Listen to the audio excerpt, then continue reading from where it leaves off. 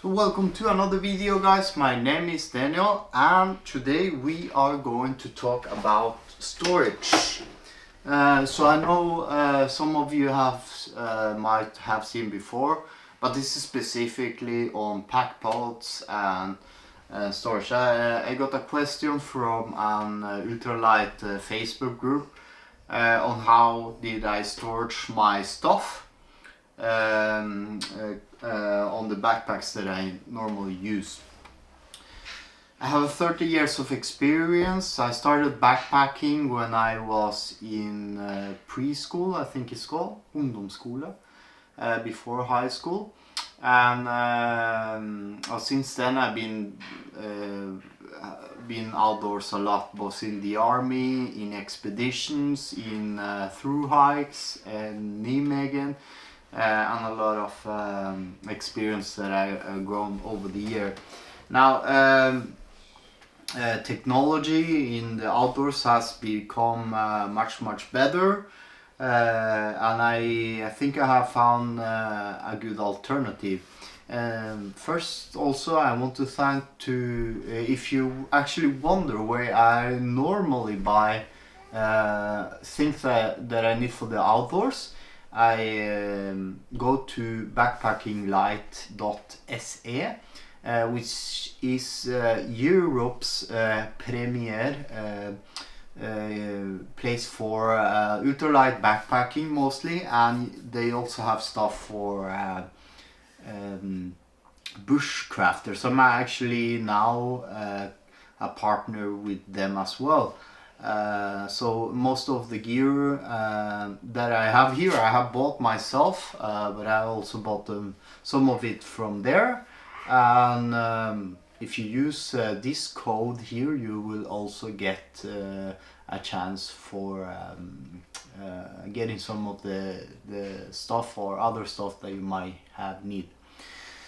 So alright, when I started backpacking I normally use a nylon normal backpack that is super heavy and was okay, comfortable back then. I didn't have much of experience and I also didn't have much to choose from either. I just went to the store and I took what they recommended.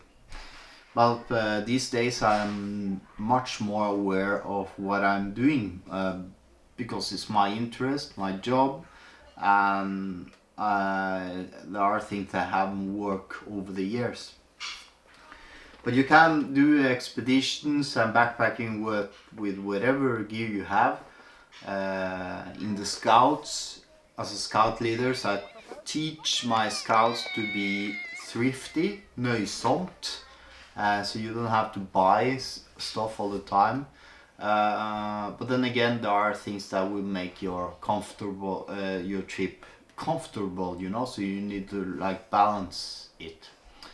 When I was on the expedition in northern Norway for 19 days alone, I was carrying the big Power Ranger pack that I use in the army, and that was 30 kilos of gear. And what happened there is that it also got very wet and the weight just became much higher than 30 kilos, even though I had a pack cover for it. So what I normally use now are waterproof or at least 99% waterproof backpacks in Dyneema, which are also less in weight. But you can't probably carry as much gear, but then you can also lower your weight in several ways.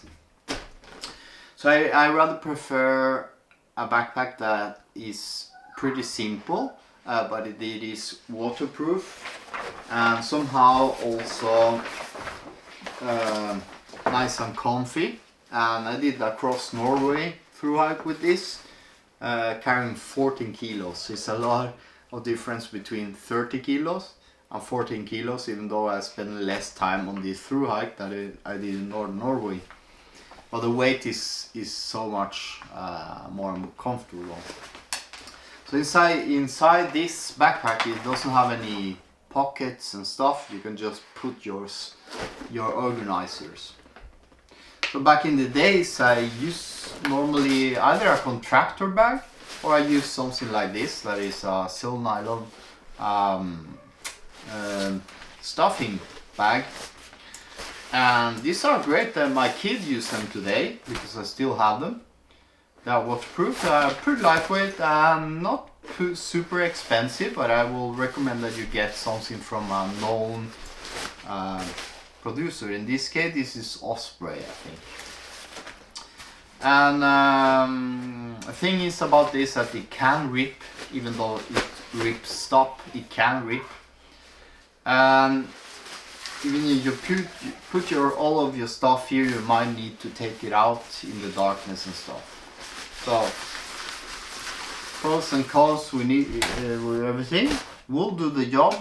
It's more durable than a contractor trash bag, and it's less expensive. One thing that also is good about this one is that you can actually clip this, and you can actually even put something to lock it even more, so it doesn't because those little clips actually broke. And these are very good if you're using a Cordura bag. This is the bag that I normally use in the Scouts. It is water repellent, but this is the same principle that I had used on my big recon pack back in the days, and it will get wet, but this pack is so little and you can carry heavy stuff, so it's meant for day trips and maybe one overnight or bushcrafting or scouting. It's not the same if I want to go backpacking for plenty of kilometers or miles. I will rather use this instead. And the store that I mentioned, for example, has a lot of options there. And cheaper too to buy, because you buy all your stuff there and you don't have to pay fees. And custom is not for me here in Norway, so you just buy from one place. When I bought that backpack, I also bought the packing pots. And these pots are probably the most expensive organizer. I think they are like 60 bucks each. They are super expensive, but it's probably the best thing that I bought as well, because I do this every single week. I have one for cooking kit. I keep all my cooking pots and gas and everything inside here. So it's easier to me to just find stuff and open this and keep it there. I have one for the clothing. If this leaks, maybe I have another concealment piece. So I have my clothing there. I have one for camera, and I have one for my shelter things, such as, for example, Citosome liner that it isn't waterproof, but I need to keep there. I have my Nalgene P bottle, my Uco lamps, everything that is meant to be taken on a shelter. And then I can pack the last and maybe keep the cooking on top of the backpack. So if I need a quick lunch, I just bring this one instead of this. It's much simpler than these steel nylon bags, but expensive. It's Dyneema, you can hang them. It's formed as a backpack, and it will be work great with these types of backpack. If I bring smaller Dyneema packs, it might be too big, too much stuff, so you might need to think a bit different as well. But I highly recommend them though. Or if I bring a smaller Dyneema backpack that is also waterproof, I would probably put for example, my Enlightened equipment quote inside this nylon fume transparent pack bag. And I do that because you can form the backpack better, because the smaller Dyneema backpack usually don't have a frame, so it's easier to actually form your frame with all the remaining stuff. And a down bag from Alive My Equipment is an example. My wife did that in her across Norway expedition with me. Her bag like this, because this her bag is also water repellent, but it's not fully waterproof, and that's why she packed the quilt inside here. This is probably a very cheaper, the cheapest option. The plastic is pretty durable. You can actually see inside, so you can put all your down socks, your quilt, your pillow already here, and just pack it down on the back. Cheap. I think Backpacking Lights also sell them. I'm not entirely sure about it. Not sure where I even got it. So that's better than contractor bags, and I think this one as well.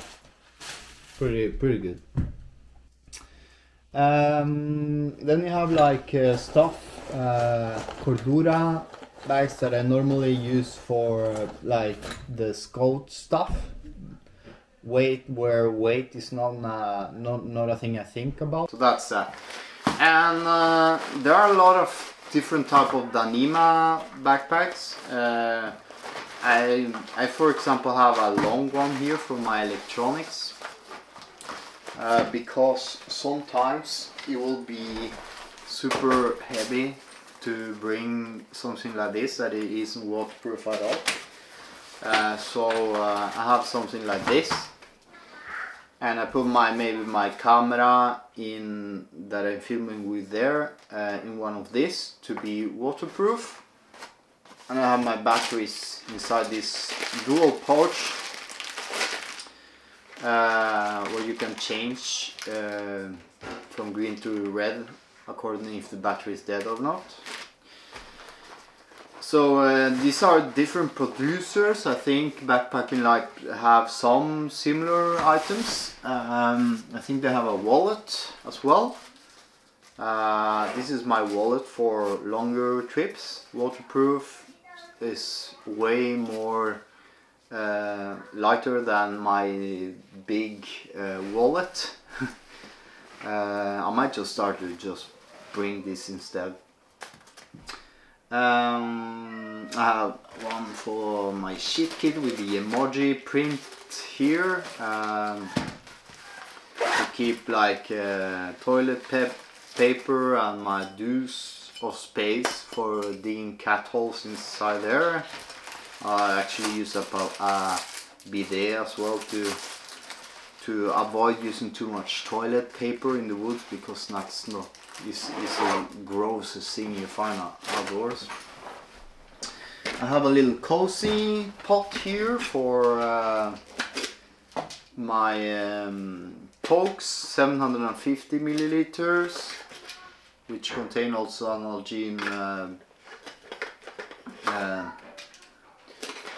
Nalgene holder for the rødsprit, the alcohol, for the alcohol stove.